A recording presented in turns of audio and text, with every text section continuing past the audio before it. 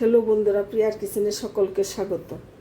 আজ আমি পটল চচ্চড়ি করে দেখাচ্ছি। মাছের মাথা দিয়ে, আর মাছের মাথা দিয়ে, পটল দিয়ে আর পেঁয়াজ দিয়ে চচ্চড়ি করে দেখাচ্ছি। প্রথমে আমি মাছের মাথাটা একটু ভাজি করে নেব। প্যানের মধ্যে একটু তেল দিয়ে দিচ্ছি, 2 চামচ তেল দিয়ে দিচ্ছি।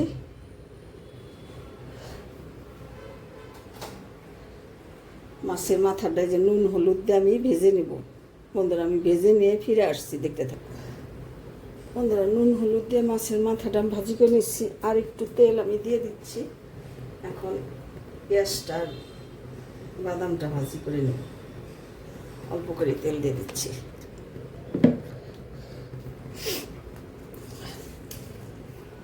তেলের মধ্যে দিয়ে দিব অল্প একটু কালো জিরে,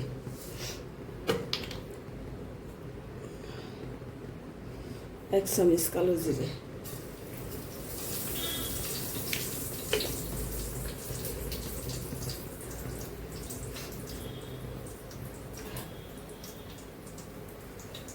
দিয়ে দিচ্ছি কিছুটা চীনা বাদাম,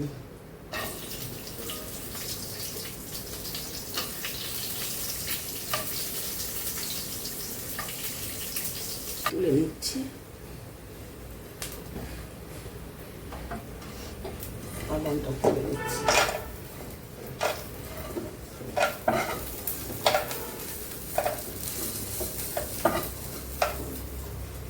মাছের মাথা আর বাদাম একসাথে ভাজি করে নিয়েছি। এখন আমার এই তেলের মধ্যে দিয়ে দিচ্ছি পেঁয়াজ।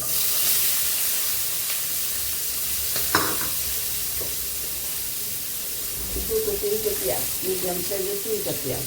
আর লঙ্কা দিয়ে দিচ্ছি 3-4টে।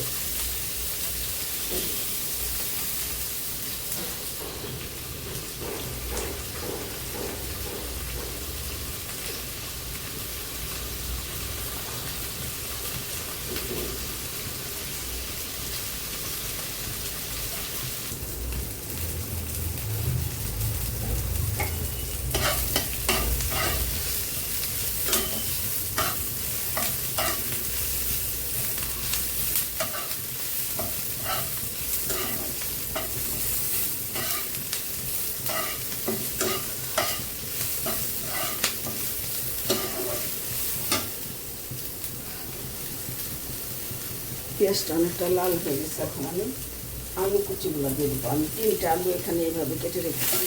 আলুটা দিয়ে দেবো। আলুটা দিয়ে একটু ভাজিয়ে দিতে দিই।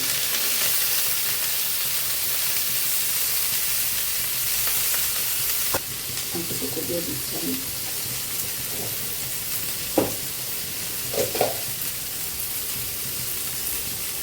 দিয়ে দিচ্ছি হলুদের গুঁড়ো,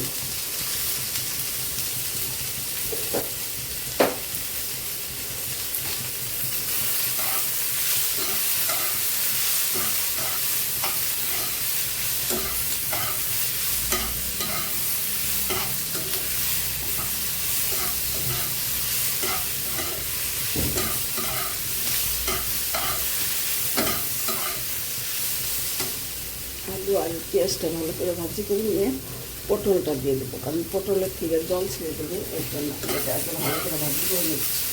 ঠিক আছে, এখন আমি এখানে পটলগুলো এইভাবে কেটে ধুয়ে রেখেছি। প্রায় 300 গ্রামের মতো পটল হবে ওজন হিসাবে। আমি সেই পটলগুলো এখন দিয়ে দিচ্ছি। আলু পেঁয়াজের সাথে একটু ভাজি করে নেব।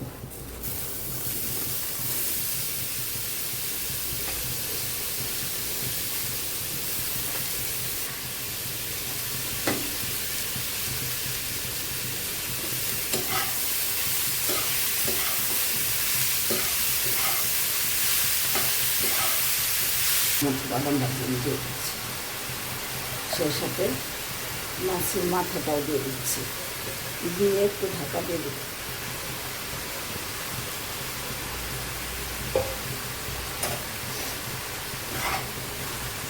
জল বাড়িয়ে সবজির থেকে জল বেরিয়ে সেদ্ধ হয়ে গেছে। এখন আমি একটু ভাজি করে নেব। আমি বাদামটাও দিয়ে দিয়েছি।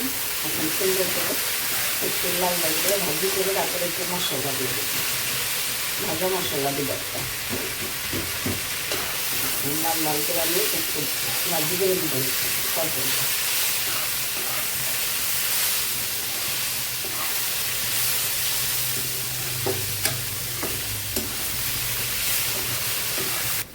জিরা, মৌরি, ধনে, তেজপাতা, শুকনো লঙ্কা, একটা শুকনো লঙ্কা একসাথে ভেজে রেখেছি, সেই মশলাটা আমি উপর থেকে দিয়ে দেব। হাফ চামচ দিয়ে আর একটু নেড়ে নেব।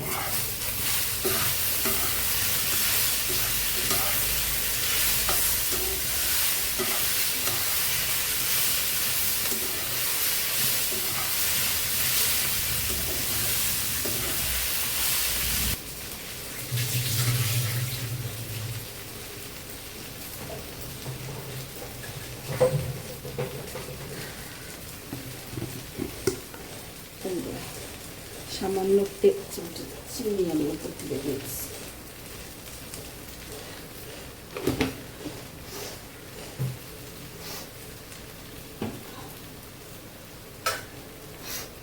বন্ধুরা নামিয়ে নিয়ে ফিরে আসছি। হ্যালো বন্ধুরা, দেখে নাও পটলের চচ্চড়ি পেঁয়াজ দিয়ে আর মাছের মাথা দিয়ে আমি করেছি, সাথে চিনাবাদাম পেঁয়াজ ভাজি করে করেছি। খেতে খুবই সুস্বাদু, রান্নাটা সিম্পল কিন্তু খেতে ডাল ভাতের সাথে খেতে খুবই মজাদার। রেসিপিটা ভালো লাগলে কমেন্ট করে আমাকে জানিও, আর চ্যানেলটা সাবস্ক্রাইব করে আমার সাথে থেকো। ধন্যবাদ বন্ধুরা। একদম